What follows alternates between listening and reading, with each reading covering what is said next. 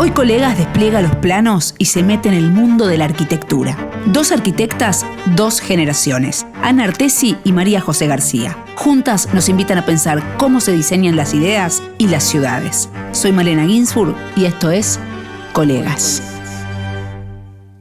Bueno, ¿cuándo se dieron cuenta que la arquitectura era lo de ustedes? ¿Arranco? Arranque nomás. Yo creo que nunca tuve lugar a la duda, siempre lo supe. Yo fui a un colegio técnico, con lo cual medio que cuando tenía 11 años, nunca me pregunté qué quería hacer. Yo vine como seteada en la motherboard, ¿viste? Decía arquitecta. Nunca me lo pregunté. Tenía amigas. Nací así, nací mirando para arriba las cúpulas desde que era chiquita. Nunca existió la pregunta para mí. Y típico que fui a un colegio técnico, con lo cual me separé de mi grupo de amigas de la secundaria para ir con los varones. Con los varones, la única chica en todo el curso. Difícil, pero forjó mi actitud, ¿no? Difícil, pero bueno, hoy en día como que ya lo agradezco y soy quien soy gracias a eso en gran parte. Y nada, terminé en el colegio técnico como maestro mayor de obras y nunca hubo lugar. Nunca hubo lugar. Sos de la que puede arreglar cosas. Creo que soy bastante resolutiva. Bien. ¿Vos? Bueno, yo te escucho y realmente en mi vida también sucedió algo parecido, porque yo nací en una familia donde era mi papá constructor, dibujante de arquitectura, dibujante de obras sanitarias, y trabajaba con su padre en trabajos primero de sanitarios y después de hacer pequeñas construcciones y casas y después edificios. Entonces, bueno, siempre una obra era el primer paseo, ¿viste? Claro. Incluso cuando yo era chica estaban pensando en una casa para nosotros, que construyó mi papá, y me cuenta una amiga que yo estaba debajo de papá y mamá que estaban hablando de eso y yo con un papel dibujando la casa, así que bueno, da como que, bueno, mi vida fue muy, muy metida en todo lo que era el tema construcción. ¿Y se respeta a una mujer siendo arquitecta en un... Vos sos maestra mayor de obras, pero calculo que hay un machismo en la obra y en... El respeto. El respeto. El respeto. Mi papá era absolutamente, no solo respetuoso, él estaba feliz de trabajar conmigo. Yo sé que estaba feliz de que mamá nos haya tenido primero a las dos nenas y después a los dos varones, porque recuerdo temas de la época que cuentan, donde mamá eran 3 mujeres y papá y mamá tuvieron primero una mujer. Entonces resulta que había un abuelo que estaba preocupado porque... Sí, ¿qué pasa acá cuando falta un macho?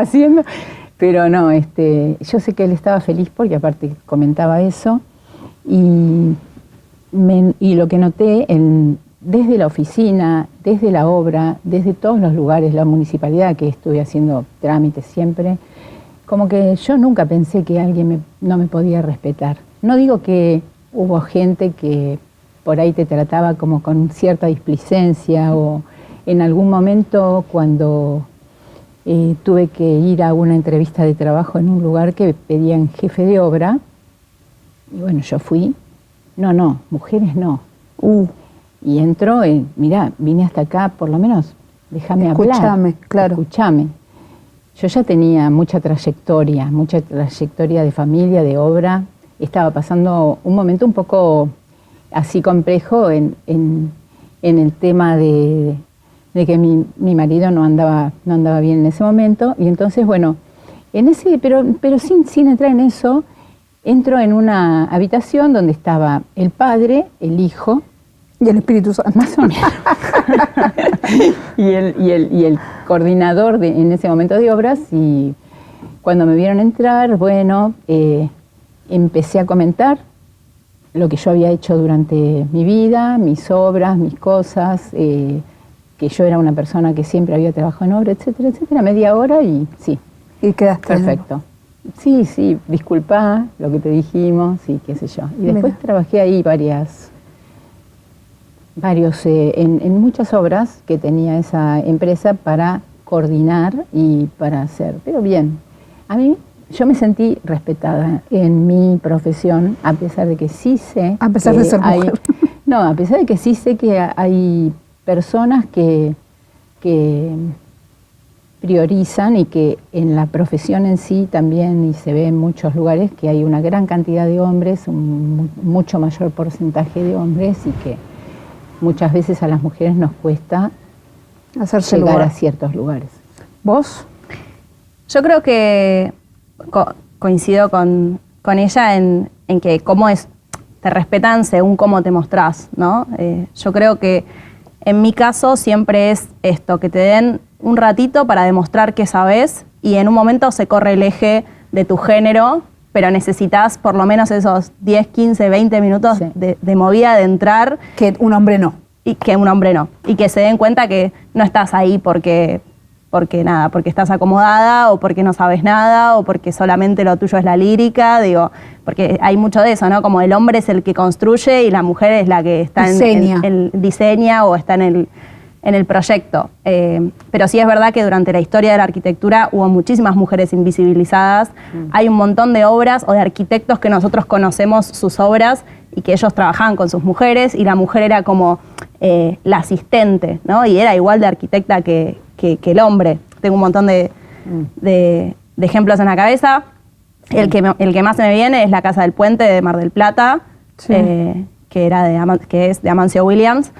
Y su mujer era igual que él en el estudio. El estudio era de los dos. Y si yo te digo la Casa del Puente de Mar del Plata, todo el mundo dice Amancio Williams. Y sin embargo estaba la mujer y como ese hay un montón. Claro, no, al contrario, era Claro, como el es que sí, cerebro. obviamente. Bueno, hay casos en la ciencia también que el Nobel se lo daban al chabón y no Hay un a la montón. mujer, aunque... Como tal vez la mujer era reconocida como participante de un equipo, pero no era como participante total. Como la cabeza. Claro, de la cabeza. Sí, no, y además, si empezamos a pensar en arquitectos reconocidos, la mayoría son hombres, y siempre esos hombres tienen una mujer asociada, tienen a alguien al lado. Eso es cierto. Es verdad que hay en la historia, cómo se cuenta, siempre hay como cierta invisibilización de las mujeres. Es verdad que la obra es muy machista, o sea, es una realidad. Vos la única mujer que ves en la obra es o la arquitecta o la de seguridad e higiene. Y siempre cuando entra una mujer, como de movida hay como cierta cuestión de cosificación, ¿viste? O que por ahí la charla se va. ¿Sigue estando eso? Había algo que era típico, que vos pasabas por una obra en construcción y te iban o a piropear o a decir una guarangada, todo. Uno piensa que tal vez cambió un poco, pero creo que ustedes están ahí menos. adentro, no sé qué pasa. Sí, yo creo que menos también es esto, es si te haces respetar. Yo por eso lo primero que traje es, yo estuve 6 años siendo la única mujer en el curso. Claro. No porque eso te haga más apática con los hombres, porque cero, de hecho yo me llevo mejor con los hombres que con las mujeres en mi vida, pero sí porque te enseña a plantarte y a relacionarte desde otro lado, desde tu saber o desde tus herramientas y no desde tu género, ¿no? Que es como un poco lo que queremos lograr. Pero sin duda la construcción es muy machista. De todos modos, es esto, nosotras empezamos como nuestra carrera de arquitectura desde lo técnico, ella por lo que contaba de la familia y yo porque fui a un colegio técnico, más allá de que en mi familia también había dibujos y planos y monge y todo eso. Claro. Pero la arquitectura es como mucho más que esa técnica. O sea, la arquitectura es una conjunción entre la técnica, entre la construcción y el diseño. Y yo creo que si bien la construcción es muy machista, la arquitectura en general está dando un montón de nuevos espacios y está dejando un poco de lado ese tema del género. Bien. Sí, que creo que hay que aprovechar también para que se entienda en lo comunitario, ¿no? De lo Sin que duda. significa la arquitectura para la gente. Porque si vos vas a habitar a un lugar, no vas solamente a la habitación donde vos estás habitando, sino que vas a todo el contexto urbano que hay y con todo lo que significan las relaciones de ese lugar, las relaciones con vos, las relaciones entre la gente en sí y los espacios aptos para que se puedan dar esas relaciones, que muchas veces faltan. Que eso Y cambió muchísimo, está ¿no? cambiando ¿Cómo muchísimo. ¿Cuáles sentís que son, si te digo 3 cambios gigantes desde que vos empezaste ahora? Bueno, es un poco... Creo que estamos dándole un poco más de más de importancia a las cosas que nos suceden. Las obras no son objetos, las obras son parte de todo un contexto que tiene que ver con la parte física, con la parte natural, con las comunicaciones, con los lugares de reunión, con el medio ambiente, por decir así una cosa muy general, cosa que antes era directamente como todas cajas diferentes. En este momento hay un entendimiento de la superposición de capas que esto significa. ¿Pero qué sería, por ejemplo, los edificios, o nada que ver, estos edificios nuevos que le dan mucho más lugar a las cosas en común que al departamento, por ejemplo? No, yo creo que también puede ser que dentro del edificio pueda haber lugares en común, pero en realidad es cuando vos arribás a un lugar o cuando vos estás en el lugar, que ese lugar no sea el lugar de paso donde vos fuiste, dormiste y te fuiste, sino que estás entre la gente también que está, y para eso están las plazas, están los parques, están los lugares, los intersticios en la parte urbana o en la parte comunitaria, porque a veces no es urbano, sino que es zonas de los barrios. Yo creo que cuando se empezó a hablar de los barrios, la idea era hablar de barrios privados, pero yo creo que hoy ya no es tanto ese el target, digamos. Yo creo que es más tratar de encontrar en el lugar donde vos estás cuál sería la mejor forma de que ese lugar crezca y que se adapte a toda la gente que está alrededor. Y en las viviendas particulares, yo que no entiendo nada del tema, yo admiro a los arquitectos que donde ven un baño dicen, acá puede ir la cocina, para mí donde está el baño va el baño, no se me ocurre otra manera de ponerlo, no soy muy cuadrada en eso. Pero si uno piensa en las construcciones de antes, con paredes gruesas, con cosas ornamentales, con espacio, hoy la sensación de muchos son cajas de zapatos donde escuchás al vecino y donde, como hay algo que uno pensaría que la construcción era mejor antes, así muy a lo bestia, lo digo. Y podríamos decir que hay ciertas técnicas constructivas que son novedosas o que traen muchos beneficios con respecto a la resolución rápida de una construcción. Pero igual van a tardar el doble de lo que me prometieron. Puede ser. Y va a salir el triple de lo que me prometieron. Eso, no. Sí, Digamos que no. Sí. Acá es la primera pregunta que tenía, me la vengo guardando, pero bueno, dale. Sucede, pero no solamente por el tema arquitectura, sino que eso también tiene mucho que ver con ciertas cuestiones del contexto no social, sino económico, y que hay poca predictibilidad de los costos todo, reales claro. y finales. No digo que la construcción antes era mucho más maciza o mucho más, por ahí, más perfecta, porque también los que trabajaban en la construcción eran mucho más técnicos. Hoy en día falta un poco de eso, ¿no? De la mano de obra que esté, que ame lo que está haciendo y que lo esté haciendo a conciencia como que lo va a hacer perfecto.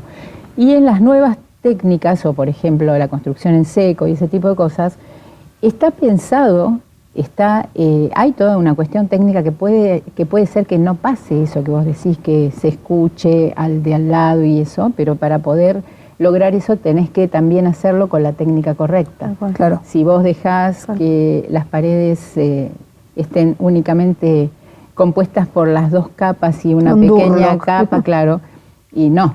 Entonces ahí tenés que estudiar cómo es la relación entre las unidades que estás haciendo para ver qué tipo de pared tenés que hacer, qué tipo de aislación tenés que poner, etcétera.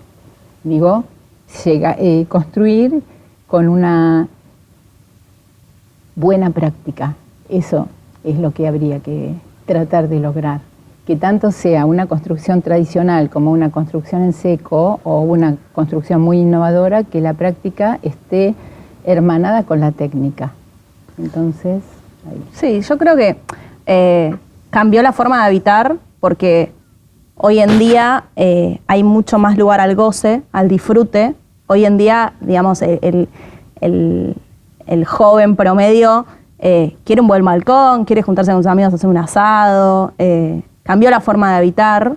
Entonces por eso hay mucho más gente viviendo sola, supongo, que lo que se pensaba antes, ¿no? Digo, como que... Entonces esta densificación de la ciudad también hace que vos tengas que vivir en lugares más chicos, por lo tanto los edificios empiezan a tener lugares comunes, entonces por ahí vos decís, che, me mudo a un monoambiente, 25 metros cuadrados, pero tiene parrilla, y tiene Zoom y tiene pileta. Entonces vos el fin de semana podés invitar a tus amigos.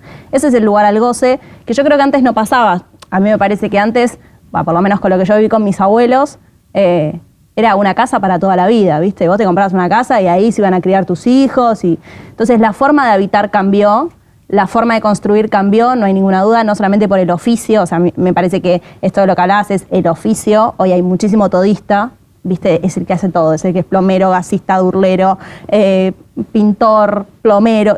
O sea, todo. Algo estás haciendo mal. Claro. Digo, si vos haces todo, es como si yo te dijese que soy arquitecta, ingeniera civil y no sé qué. Hoy el todista está a la orden del día. Me parece que eso le baja mucho la calidad. Sí entiendo que uno transnacionaliza técnicas de construcción y que en el océano siempre queda algo, ¿viste? Y acá llega como la mitad de la info y todo se tiende a, bueno, lo hacemos así y ya está, ¿viste? Salimos a resolver con lo que hay. Y porque por ahí la masilla o la cinta con la que tenés que tomar la junta para que no se escuche todo, qué sé yo, es carísima. Y bueno, lo haces con ponele plastilina. Claro. Entonces así es como salimos. Y yo creo que en el último tiempo sí hay algo de esto, de que esa construcción tan maciza un poco se empezó a perder y se empezó a bajar la calidad. También porque hay una cuestión de realidades económicas de que tenemos que construir con lo que hay, claro, ¿no? Y siempre uno trata de sacar como un desarrollador, que son los que a nosotros, lo que nos contratan a nosotras, tenés que tratar de sacar la mayor cantidad de metros cuadrados posibles, con la menor plata, claro, y en el menor tiempo. Entonces, ese es nuestro trabajo. Ahora me va a dar culpa cada vez que les reclame. ¿Cuál era, tanto cuando empezaste vos, su sueño como arquitectas? Yo siempre pongo el ejemplo del jugador de fútbol en la selección, ¿no? Eso. Que haya que su apellido esté asociado con un estilo, por ejemplo, un Calatrava, o nombraría una mujer, pero lamentablemente no Zaha Hadid. ¿Zaha Hadid? Por ejemplo. ¿Ese es el sueño? ¿Es construir una torre en algún lado? ¿Es remodelar algo? ¿Cuál es? ¿O cuál era? Tal vez lo fuiste cambiando. Yo no... En realidad nunca pensé en que mi nombre sea... Ay, la verdad que soy bastante perfil bajo, pero me gusta gozar de lo que voy haciendo.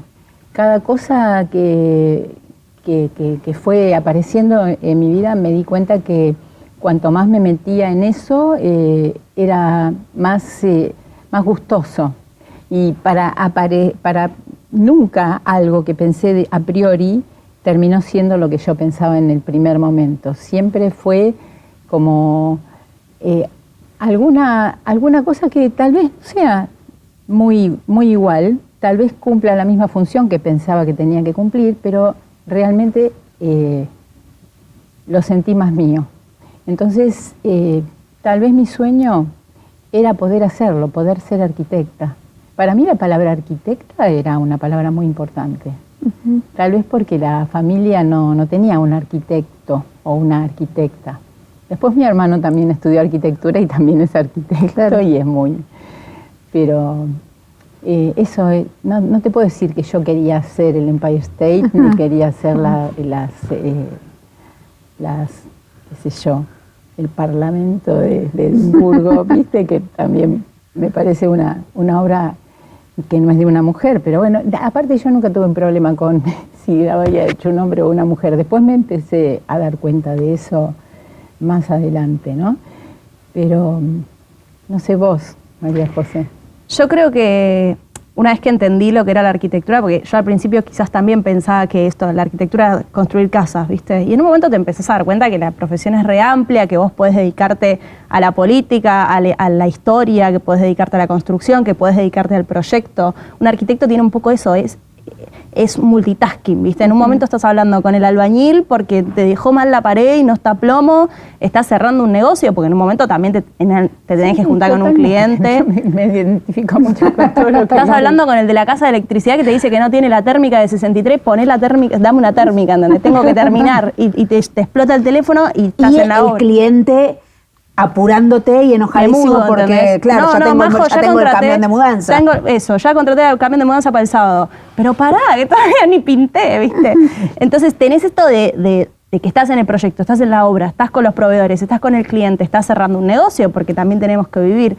Entonces, y yo asocié la arquitectura más allá de esto de la construcción, que por ahí era como mucho más duro. Porque sí, yo en el colegio tenía hojalatería o carpintería, ¿viste? Como esas cosas que por ahí quedan un poco lejos de la profesión, pero que hacen a la técnica y a la rigurosidad, que me parece que es una herramienta fundamental en un arquitecto. Pero entiendo la arquitectura, o mejor dicho, si tengo que definir qué es la arquitectura, yo siempre digo que cuando en todos nuestros recuerdos, en los de quien sea, vos cuando cerrás los ojos, atrás hay arquitectura, siempre. Acá atrás hay arquitectura, hay alguien que lo pensó. Sí. Pero no porque necesariamente te saques una foto en el puente de la mujer, ¿no? Digo, te sacaste una foto con tu mamá abrazándola y mirás para atrás y hay un mueble de cocina que alguien diseñó, que alguien puso ahí en tal fecha y que se encargó de que la banquina esté para que cuando llegue el mueble esté bien. Entonces, somos un poco los que diseñamos esa escenografía del mundo, donde pasa la vida, ¿no? Como que siempre hay un background, siempre hay algo atrás, aunque sea en la calle, digo, porque el mismo espacio público también está diseñado por arquitectos. Entonces, yo creo que cuando empecé a entender la arquitectura como este diseñador y constructor de esta escenografía de la vida de todas las personas, mi sueño fue poder aportar a esa gente a la que le estoy haciendo, proyectando, construyendo una obra de arquitectura, que puede ser una casa, puede ser un baño. Digo, como que vos entres a tu baño y digas, qué bueno, qué lindo, qué gana de quedarme acá. Qué lindo baño, ¿viste? Sí. Y por ahí es un baño, son 5 metros cuadrados y nada, como no es que sea la obra de arquitectura del Empire State, pero que esa persona que está ahí adentro, aunque pasó por un proceso de obra, que es algo recontra complejo y que es algo estresante y que hay clientes que quieren estar todo el tiempo ahí viendo, ¿viste? Y te llaman y te dicen, pero Majo, no está pintado. Bueno, ya va a estar pintado, ya va a estar pintado. Sí. Pero cuando termina la obra y entra al baño, entra a la cocina, entra a lo que sea, o a su casa entera, dice como, che, qué bueno que contraté un arquitecto. Sí, después decís, valió la pena. El proceso suele ser lo peor del mundo, pero después aportar, ¿viste? Como profesional aportar a esa calidad de vida que buscamos en todos los usuarios. Y que también busca el que te contrata, ¿no? Porque por supuesto. Justamente es, en realidad todas las casas que hice o todos los edificios, primero algunos edificios eran para vender, pero esos edificios para vender también estaban pensados como ¿quién va a venir a vivir acá? Claro. ¿Y qué le gustaría tener? Y cuando tenés un cliente, realmente, para mí es cumplirle el sueño al cliente, ¿no? Eso. Como un poco lo que dice María José. Y que eso también esté hecho con la gente que se dé cuenta que está cumpliendo el sueño al cliente. Por ejemplo, me gusta innovar con algún gremio que tenga ganas de hacerlo en cierta cuestión que, bueno, a ver este techo y a mí me gustaría tener unas vigas multilaminadas en madera que, bueno, estuve averiguando por vigas multilaminadas, pero hay 2 o 3 lugares, uno en Entre Ríos, uno en Mendoza, y el techista que te dice, bueno, pero yo te hago la multilaminada, ¿cómo querés que la hagamos? Y entonces te das cuenta que empezás con él a generar una curva. Bueno, ¿dónde está esa curva? ¿Cómo la voy a hacer? Bueno, vamos a hacerla con un hierro y la vamos a colocar en el lugar donde, viste, de ahí vamos a hacer el molde. Entonces hacemos cimbras. Entonces vamos a hacer 2 cimbras, una para esta curva y otra para esta otra que tiene que ser un poco más plana porque acá quiero poner vidrios, acá no. Y bueno, y entonces te das cuenta que la obra pasa a ser también un lugar donde la gente en sí misma también va generando cosas que va haciendo. Ponele, después terminar con un techo que viene la gente y te dice, wow, ¿quién hizo esto? Y vos decís, lo hizo Miguel. Y Miguel dice, te mira, ¿viste? lo hicimos nosotros. Ay, lo hicimos porque que no siempre supongo que pasa eso. No siempre pasa eso, pero siempre hay alguna cosa. Siempre hay un yesero que hace fino. Y vos al yesero que hace fino le decís, mira, en este frente me gustaría trabajar con estas molduras, y empezás a dibujar la moldura y empezás a dibujar la chapa que él va a utilizar para el ferrocarril, que le dicen ellos, que es lo que corre la moldura, y empezás a dibujar con él la chapa y eso, y después te das cuenta que está materializado, y tanto él como yo me siento feliz de haber visto algo que se generó. Entonces, esos procesos creo que son sumamente interesantes en la vida, ¿no? Tal vez pasan un poco más desapercibidos para todo el mundo que está, pero creo que es interesante para que lo tenga en cuenta también el alumno que va a hacer algo, y que saber que tiene esa posibilidad, que no se la va a dar otra cosa que el compromiso que tenga con su profesión, con sus ganas, que lo goce, que lo haga. Obvio. ¿Cambió mucho la manera de presentar un proyecto? Hoy se pierde tal vez más tiempo poniéndole la música al render, digo, y diciendo, a ver, el videíto. O se gana el tiempo, no sabemos si se pierde. Bueno, claro, supongo que también pasa algo acá que con las distintas profesiones que van viniendo, a veces te hablan de que hoy tienen mucho más tiempo, de algo que llevaba mucho tiempo se hace muy rápido hoy, ¿no? Entonces, bueno, como ¿qué haces con ese tiempo libre? No creo que haya tanto tiempo libre, porque siempre hay algo que hacer en ese tiempo, y aparte yo creo que un render nunca es perder el tiempo. Hacer un render y trabajar de cómo va a ser eso también te ayuda a los sí y los no de ese proyecto. Igual siempre nos hacen hermosas. A mí me hacían un render donde yo estaba en una pileta tomando un trago, y decir, yo no soy esa, yo no estoy con esos, no tengo esos amigos, no. Como que todo se ve demasiado perfecto, y decir, che, la vida no es eso. No, bueno, pero a ver, la forma de producir arquitectura, tanto en lo constructivo, que es lo que hablábamos antes, de antes se usaba ladrillo macizo y ahora se usa ladrillo hueco u otras técnicas, también la forma de producir arquitectura desde el diseño indefectiblemente cambió, ¿no? Porque antes te cambiaban una cosa y vos tenías que volver a tu casa, romper el plano, dibujarlo de nuevo. Corregime si no es así. No. Yo, gracias a Dios, no lo viví. Seguir dibujando calco sobre calco sobre calco hasta llegar, cosa que la llegada de la CAD y de todas las herramientas digitales hacen que la cosa sea totalmente dinámica. Tal cual. Vos tenés que cambiar el recorrido de una cañería en un plano, y hasta lo podés hacer en 3D con el Revit y esas cosas que vos después ves todo lo que es el espectro de la obra con todas las cositas que van pasando. Sí, pero o sea, en muchos casos también facilita las cosas, porque es esto, ahora podés evaluar las interferencias entre las cañerías, que antes entiendo que no se podía hacer porque no existía la forma de hacerlo en 3D, lo único 3D que tenías de tu proyecto finalmente era una maqueta. No, era, claro, eso. Era una maqueta, pero digo, hoy existen las maquetas en 3D, y es esto, por ahí hoy tenés que cambiar una cosa y son 10 líneas en AutoCAD, media hora, y lo sacaste y antes te hubiese llevado mucho más tiempo. Con el render pasa un poco lo mismo. Antes yo no sé cómo se hacía, pero hoy le estás diciendo tal cual cómo le va a quedar. Y si viene y te dice, che, a mí la pared no me gusta verde, me gusta, probemos amarillo, tic, amarillo, ¿te gusta? No, probemos rosa, tic, rosa. Y así hasta que le gusta. Y antes entiendo que tenías como que sacarle una foto a la maqueta, imprimirla y pintar, a ver, para más o menos decirle cómo le iba a quedar. Sí, eso para la comunicación del proyecto es muy importante. Ahora, para el entendimiento, yo creo que la visión de un arquitecto cuando está trabajando en estas cosas también es una visión de la construcción en el espacio de lo que está en distintos planos, ¿no? Digamos que vos vas viendo, y justamente tenés que tener la intuición para poder entender las interferencias, como decís vos, que por ahí no las veías en otro momento en 3D, sino que o las dibujabas a mano alzada y veías, bueno, ¿qué está pasando con esto? Y sí, si vos podés leer la vista, el corte, y más que nada el corte, ¿no? El corte perspectivado es una cosa tremenda, que es una herramienta buenísima para poder entender el espacio, pero bueno.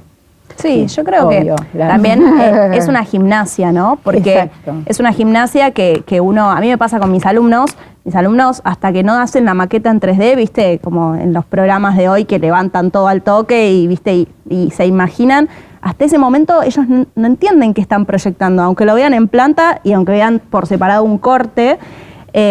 Y a mí, la verdad, que cuando era alumna me pasaba lo mismo. Digo, yo hasta que no dibujaba el SketchUp, que es el programa que te lo dibuja en 3D, ahora hay un montón más, como que medio que no entendía. Y el oficio te va dando esa experiencia y esa gimnasia de que ya cuando lo tenés en planta y más o menos sabés cómo es la altura, cómo es la caída del techo, te estás imaginando el espacio en la mente. Pero eso es una gimnasia. Entiendo que obviamente las herramientas tecnológicas hacen que todo eso sea más fácil, pero esa gimnasia me parece que estuvo siempre. ¿Y cómo es el trato con el cliente? ¿Son muy hinchapelotas? ¿Vienen más hinchapelotas ahora? Como que también, justamente por vienen con Pinterest y te dicen, no, yo quiero esto, y te decís, sí, pero no podemos hacer eso, no te da el espacio. Claro, ¿no? Y no te da la plata, porque hay muchos que vienen con una foto. Yo también, me encantó eso, pero sí, bueno, está bien, pero nos sale el quíntuple del presupuesto. Sí. Son así. Podríamos decir que comienza todo mucho más tranqui.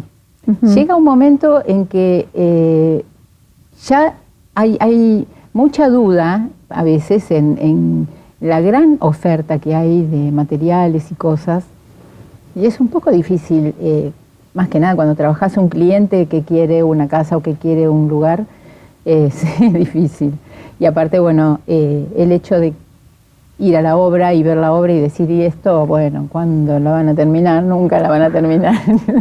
No digas eso que nos van a cancelar. Pero eso lo pensamos absolutamente todos, digo, sépanlo, es lo que más sufrimos. No, pero el tema es que también a mí me gusta que la persona esté conforme con lo que eligió.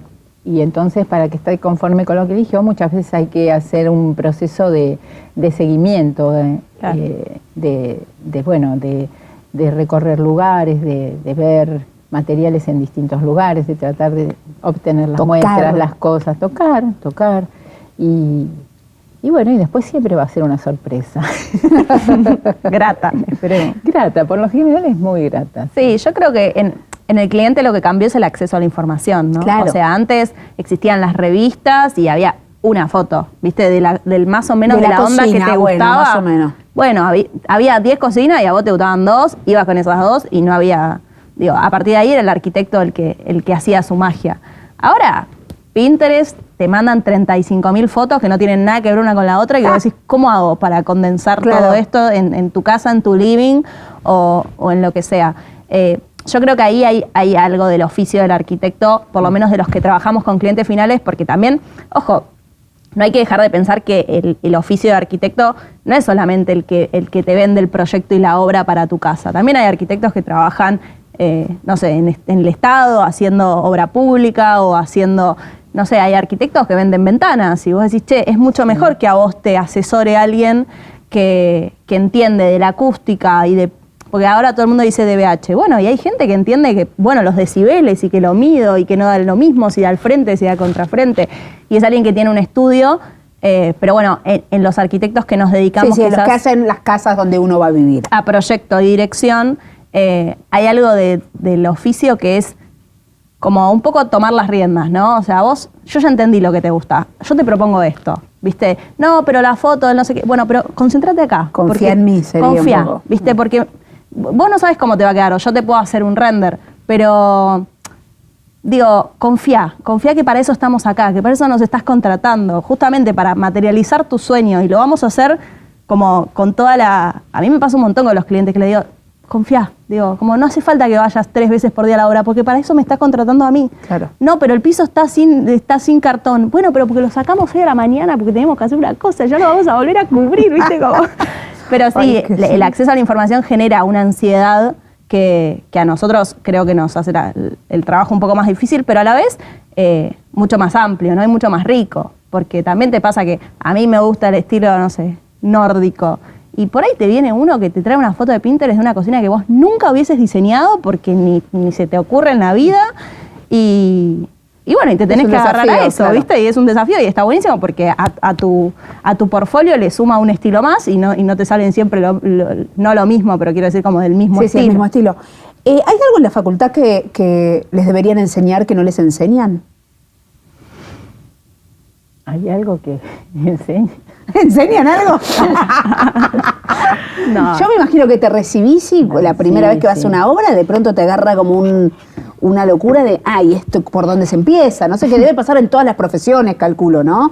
Como desde la teoría a la práctica, un abismo. Sí, yo creo que, a ver, la facu, si bien tiene como una base teórica muy interesante y que está muy buena, por lo menos yo, no sé si ya lo dijimos, pero yo fui a FADU. Yo fui a FADU, estoy como con mucho sentimiento de pertenencia, hablábamos un poco de eso. Te da una base teórica muy fuerte, la academia en general te enseña como el oficio, pero desde un lugar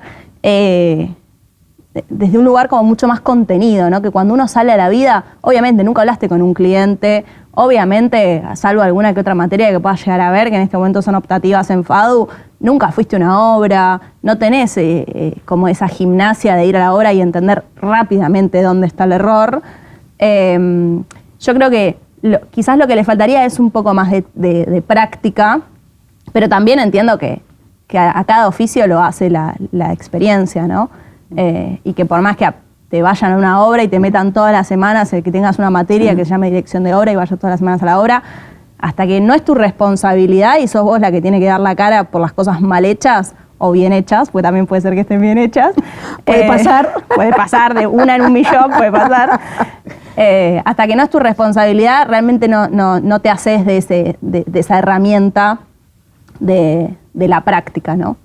Entonces quizás hay algo de eso que por ahí pueda mejorar. Yo creo que cuando el docente enseña, también está aprendiendo lo que está enseñando, está aprendiendo a la evolución de esa enseñanza.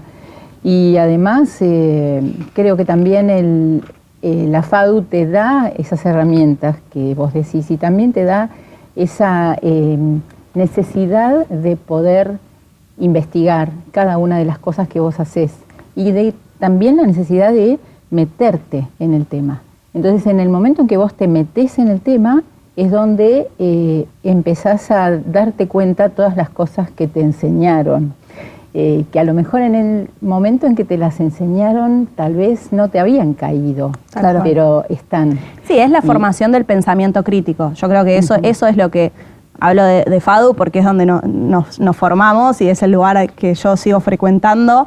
Es el pensamiento crítico, ¿no? O sea, vos te pueden mostrar 340 maderas, pero vos tenés que tener la capacidad de empezar a segmentar y a decir esta sí, esta no, ¿por qué? No es que te va a decir esta es la mejor madera, sino que es el pensamiento crítico de, en todo el mundo de materiales o en todas las posibilidades materiales o en todas las posibilidades de diseño, el pensamiento crítico es lo más importante. FADU tiene algo maravilloso para mí, que yo no lo experimenté, pero que sí es maravilloso, que es que hay tantas cátedras de diseño como, no sé, hay muchísimas cátedras de diseño y cada cátedra, por supuesto que tiene su forma de pensar arquitectura, su forma de hacer arquitectura, su ideología. Entonces, que un alumno pueda recorrer distintas cátedras, distintos puntos de vista, distintas miradas, hace que cuando llegues a quinto año seas como una persona que pasó por un montón de formas de hacer arquitectura y que podés elegir cuál es con la que vos te quedarías, ¿no? Entonces creo que en ese sentido FADU es un mundo que enriquece muchísimo por su pluralidad y nada.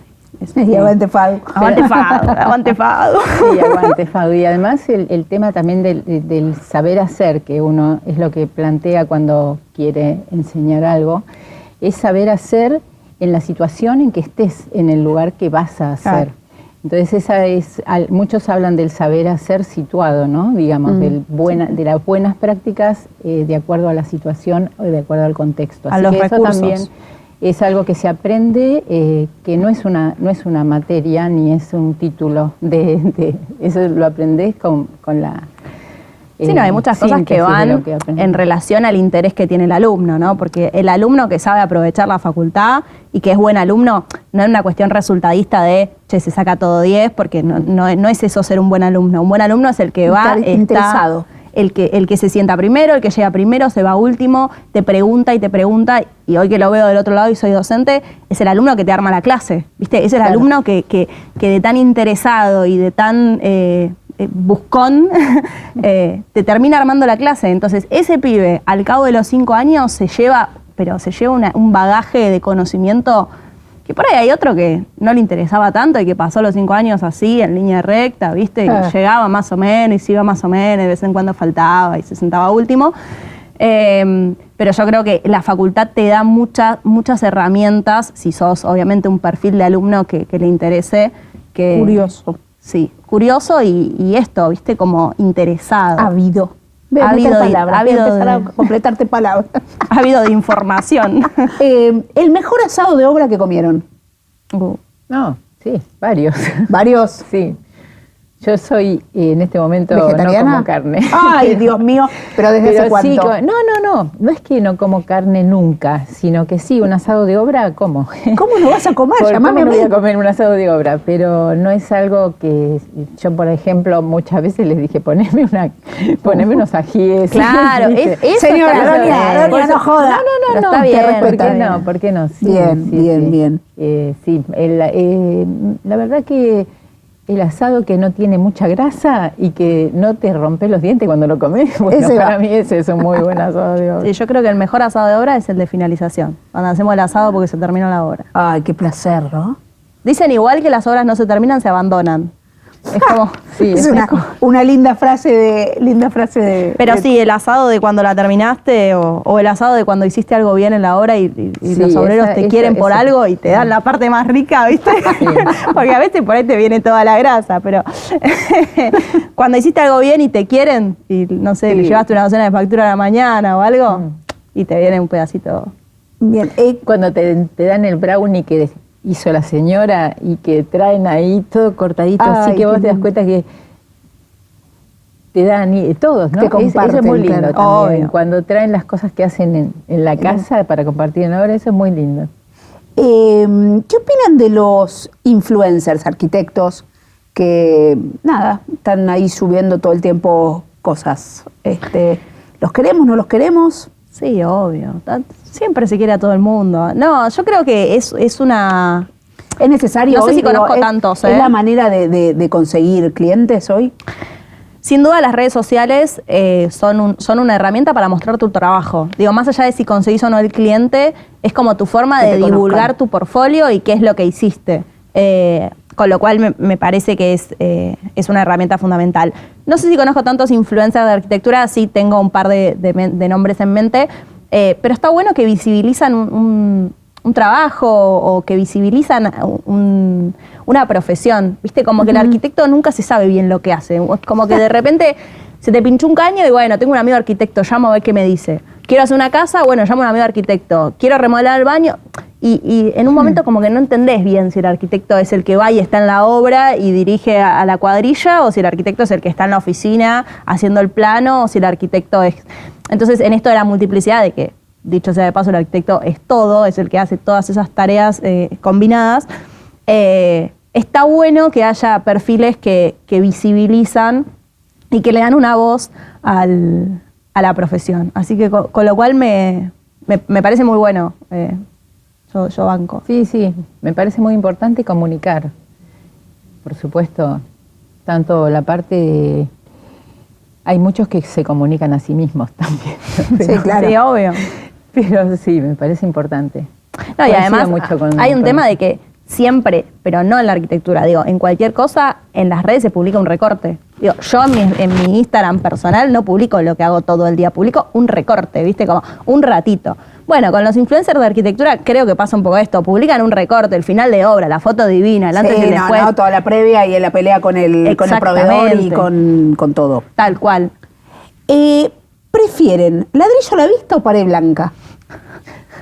Un pimponcito rápido antes de terminar. Me gusta... Depende de la obra. Depende siempre. No hay un caso. No, y si es ladrillo a la vista, lo más lindo es que lo haga una persona que tiene alguna técnica donde se note un poco lo que hizo la persona. No, ladrillo ahí tirado. Claro, no solamente un ladrillo que sea la textura ladrillo, sino que tenga alguna otra cosita. ¿Casa en el bosque o departamento en la ciudad? Departamento en la ciudad. Bicho de ciudad. ¿Vos también? Casa en la ciudad. Ella te hizo un mix. No, casa en la ciudad. ¿Ventanal gigante o tragaluz? Ventanal. Ventanal gigante orientado al norte. ¿Al norte? Al norte. ¿Siempre al norte? Depende de las vistas que tenga al sur, porque en realidad la vista al sur es la vista más iluminada y es la mejor, digamos, es como que el enfoque lo tenés entero, porque lo tenés con toda la luz. Así que una vista al sur con un lindo ventanal. Está bien, vos tenés el A, vos el B. Claro, frente contra frente. Pueden frente contra frente. Lo importante es controlar la cuestión climática, ¿no?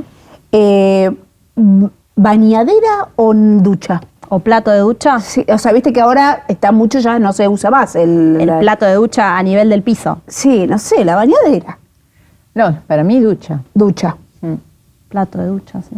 Ella le dice plato de ducha y va a decirle plato de ducha. ¿Casa propia mal diseñada o alquilada divina? Casa propia mal diseñada. ¿Mal diseñada por mí o mal diseñada por nosotros? Claro. Obvio que ustedes la hacen divina. No, se mudaron a una casa, está bien, claro, y propia, en algún momento la van a arreglar. Eso, sí, obvio. Tal cual, sí. Casa propia mal diseñada. A remodelar, quisiste decir. ¿Madera o cemento alisado? Madera. Madera. ¿Cortina o blackout? ¿Cortina o persiana? Cortina pesada, pero linda. No, puede ser linda, pero yo prefiero cortina. Sí. También, siempre puede llegar a ser una cortina sutil. Más que nada cortina sutil.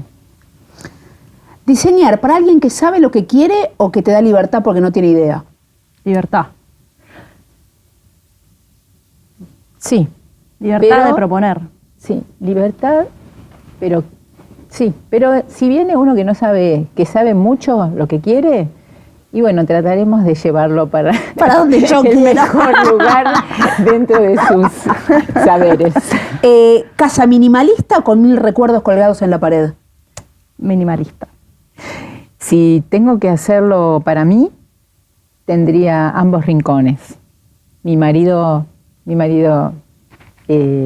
era artista y él siempre quería una pared que no tuviera nada. Mirá.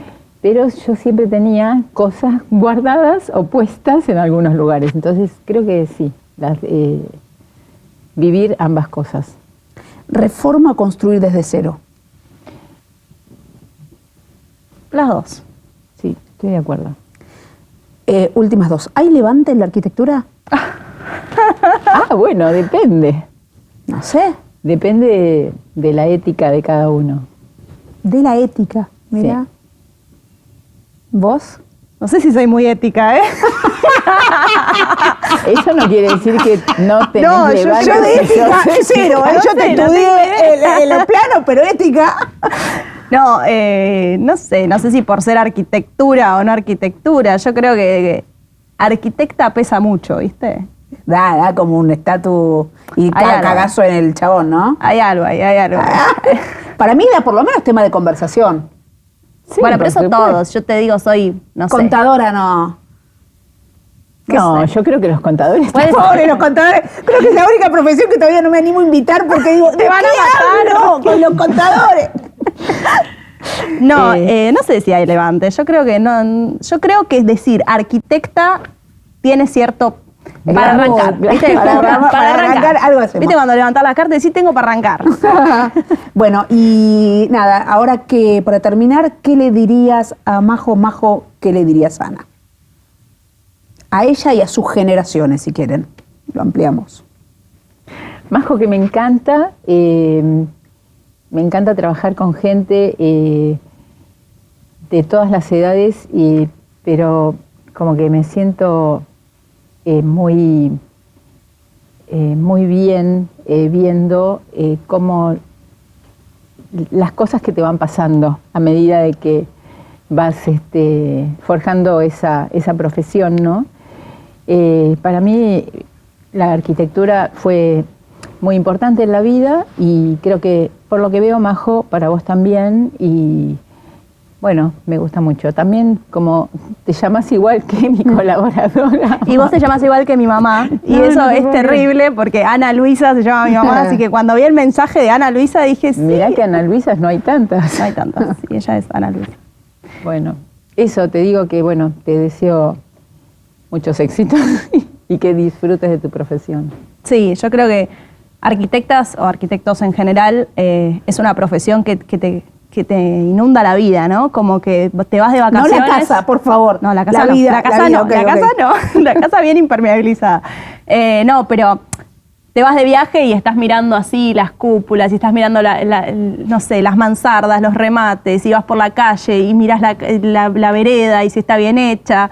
Yo creo que arquitecto es 24 horas, ¿no? Y no te para de sonar el teléfono. A la generación de Ana, que también es la generación de mis papás y que también es la generación, no sé, de los titulares de la cátedra donde doy clase, que tienen una cantidad de experiencia tan valiosa que lo mejor que pueden hacer es como dejársela a las generaciones siguientes, dando clase, hablando con sus hijos, hablando con sus nietos, pero dejar ese legado porque toda esa experiencia recorrida de haber hecho una ciudad, o sea, pensá que Buenos Aires tiene 200 años y, o sea, hay como la primera generación de arquitectos, la carrera de arquitectura se creó en la Universidad de Buenos Aires en el 1900, en la Manzana de las Luces, con lo cual arquitectos graduados entre 1960, 1970, 1980 fueron como los encargados de hacer gran parte de la obra de esta ciudad. Y toda esa experiencia es legado vivo que tiene que quedar para todas las generaciones que vengan. Muy bien. Bueno, Gracias. muchas gracias. Gracias. Bueno, gracias Male. a vos, Malena, que es un espacio muy hermoso para poder compartir, ¿no? Con otros colegas que, por supuesto, yo a vos no te conocía y ahora conozco un poquitito más. Pero gracias, Malena. Gracias a ustedes. Gracias, Male. Bueno, ¿cuándo está terminada la obra? No sé. ¡Ay, Dios! Gracias. Hay que aguantar un poquito más. Hay que aguantar un poquito más. La puta madre. No vino el proveedor, dale. Gracias. Bueno. Misma pasión, distinta generación. Colegas, de 15 a 16 en Vorterix.